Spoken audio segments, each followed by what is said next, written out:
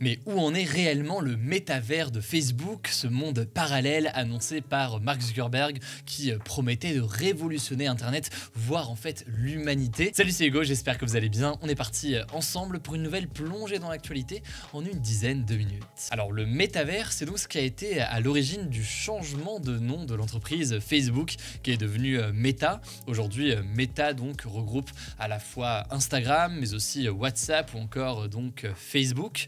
Et on en parle en l'occurrence aujourd'hui parce que le média américain The Wall Street Journal a sorti un article très dense justement sur le sujet, révélant notamment des notes internes à Facebook. Et vous allez le voir, les révélations concernant ce métavers de Facebook sont assez croustillantes. Bon, mais déjà revenons avec les bases. Qu'entend-on exactement par métavers ou métaverse? D'ailleurs, vous allez peut-être entendre les deux. Et bien pour faire simple, un métavers, ce serait une sorte d'univers virtuel dans lequel les gens existeraient sous forme d'avatar et se rencontreraient alors soit dans des conditions proches de la réalité, certaines entreprises travaillent à cela aujourd'hui, soit sur quelque chose qui ressemble pas du tout à la réalité, avec d'ailleurs des formes de fantaisie. Et dans le cas de Facebook, avec le métavers qui est développé par Facebook aujourd'hui, c'est un univers virtuel qui s'appelle Horizon Worlds, qui mélange à la fois des éléments réalistes et des éléments plus fantaisistes. Alors concrètement, dans ce métavers, on pourrait par exemple danser dans une boîte de nuit avec des personnes situées à des milliers de kilomètres de chez nous. On pourrait faire du shopping dans des magasins virtuels ou encore travailler dans des salles de réunion virtuelles pensées pour ça. Tout cela grâce à des casques de réalité virtuelle, des casques qui existent déjà mais qui vont s'améliorer dans le temps jusqu'à peut-être, qui sait, se retrouver dans un univers un peu comme celui qu'on peut retrouver par exemple dans le roman et dans le film Ready Player One, avec à la fois la dimension visuelle et une dimension aussi d'interaction et de mouvement qui serait très poussée. Et d'ailleurs, Meta est propriétaire de l'entreprise Oculus, qui est d'ailleurs devenue depuis MetaQuest avec le changement de nom de Facebook. C'est devenu MetaQuest.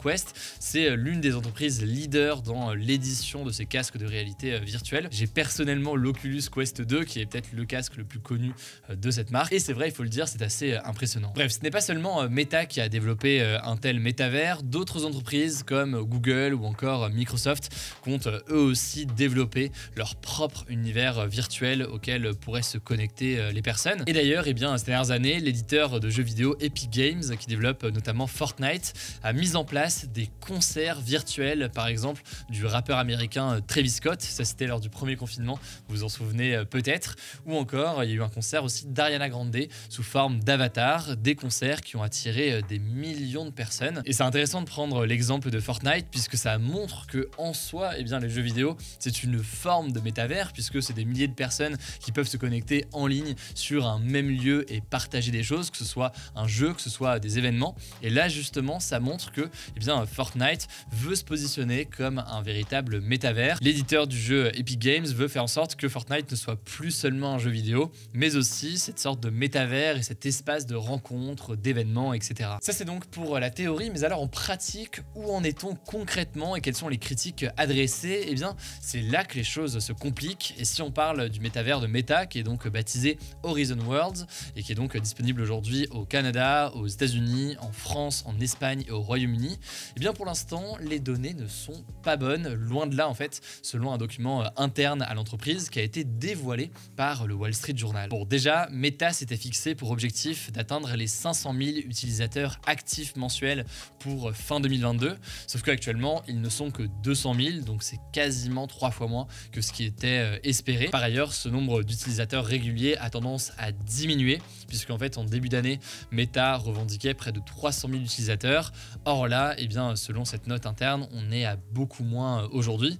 Et en fait, pour dire les choses, la plupart des utilisateurs ne reviennent pas après le premier mois d'utilisation de ces métavers. Enfin, autre donnée assez inquiétante, plus de la moitié des casques Quest, donc ces casques développés par Meta, ces casques de réalité augmentée qui sont utilisés pour se connecter au métavers, ne sont plus utilisés par leurs propriétaires 6 mois après leur achat. Là aussi d'ailleurs, je peux le témoigner à titre personnel, ça montre montre donc qu'il n'y a pas une adhésion sur la durée pour ces casques de réalité virtuelle. Bref, pour résumer donc, les résultats sont très loin d'être satisfaisants aujourd'hui, et selon une récente étude du cabinet SensusWide, eh bien, le problème principal c'est que le métavers est un terme fourre-tout et beaucoup de gens ne savent pas exactement ce que c'est et du coup eh bien, ne s'y intéressent pas forcément. Et plus largement en fait, l'intérêt réel du métavers est très vivement débattu.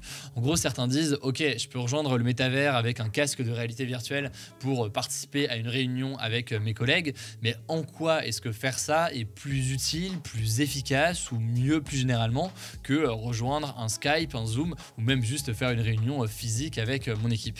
Et cette réflexion, elle revient pour beaucoup de choses qui sont mises en avant par ces métavers, ce qui pose donc une question plus large, à la fois bien de fonctionnalités qui sont disponibles, de réel intérêt par rapport à ce qui peut exister autrement, et au-delà de ça, un enjeu de communication aussi pour ces entreprises qui développent ces métavers, pour faire en sorte de justifier, disons, ce passage à l'action vers le métavers. Enfin, donc je le disais, certains estiment que c'est un effet de mode, mais que ça n'a rien de nouveau en soi, dans le sens où les jeux vidéo développent depuis des années des univers virtuels en ligne.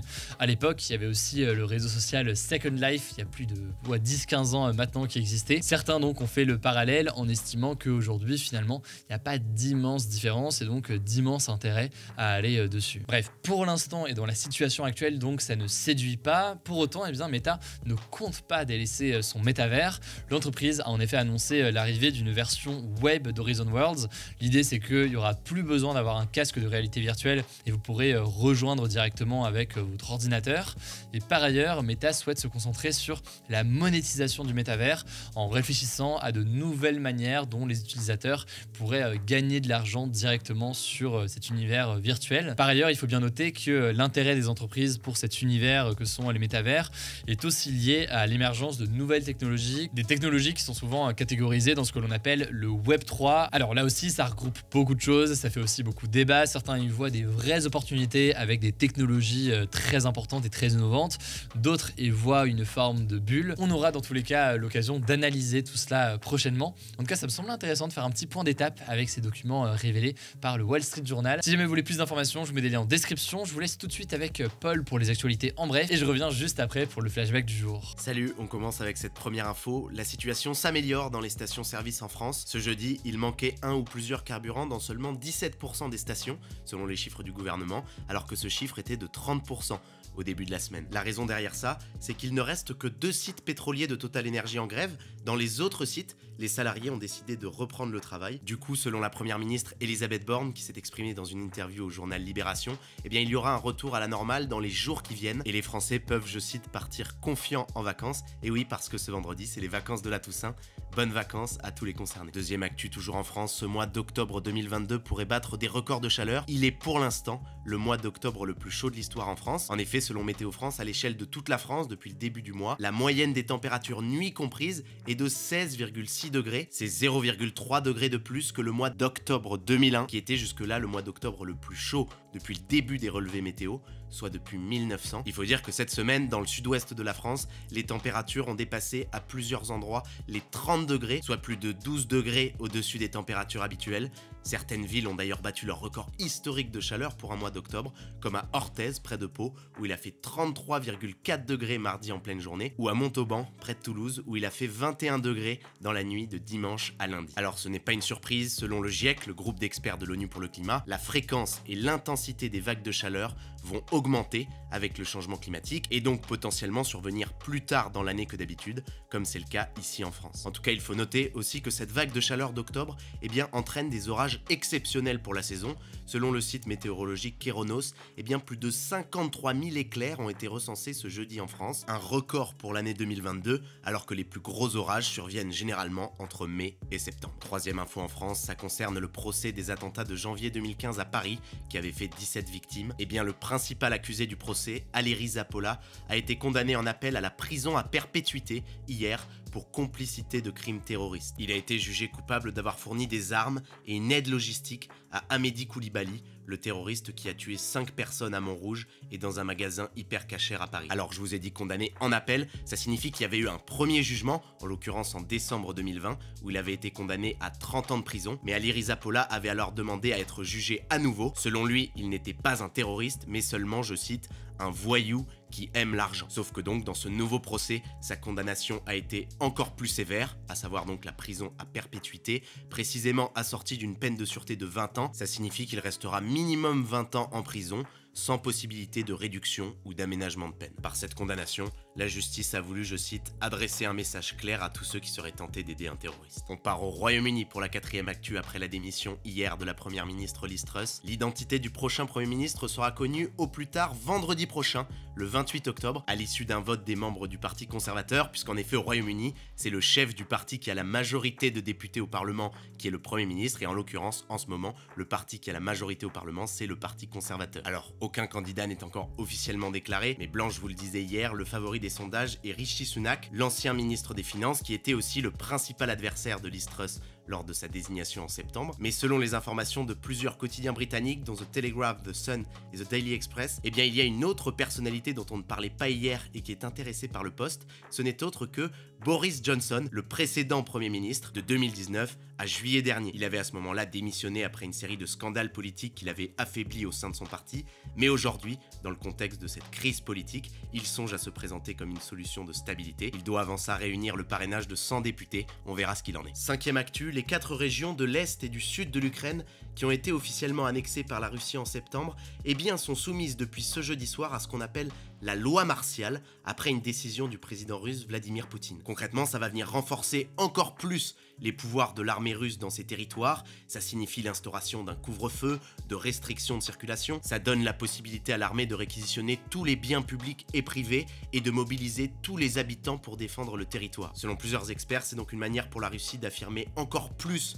son contrôle sur ces régions et de se préparer aussi à une intensification des combats. Pour d'autres, c'est une manière pour Vladimir Poutine de renforcer encore plus son autorité face aux contestations qui peuvent naître au sein de l'opinion russe. Et la preuve, c'est que Vladimir Poutine a aussi annoncé cette semaine un renforcement des pouvoirs de l'armée dans des régions russes à la frontière avec l'Ukraine, même si dans ces régions-là, le pouvoir russe ne parle pas officiellement de loi martiale. On termine avec une dernière actu à Toronto, au Canada. Dans cette ville, où le cannabis a été légalisé il y a 4 ans, eh bien il est désormais possible de se faire livrer du cannabis sur Uber Eats. C'est une première mondiale. Uber Eats a conclu pour ça un partenariat avec Leafly, un site spécialisé dans la vente de produits à base de cannabis, et notamment de fleurs de cannabis. Alors pour la livraison, il faut noter que ce ne seront pas des livreurs classiques qui s'en chargeront, mais des employés des boutiques de Leafly, et elles seront notamment chargées de vérifier précisément l'âge des clients qui doivent avoir au moins 19 ans. Alors Uber a présenté cette nouvelle offre comme une manière d'aider les autorités à lutter contre la vente illégale de cannabis, mais pour d'autres ça risque plutôt d'encourager la consommation.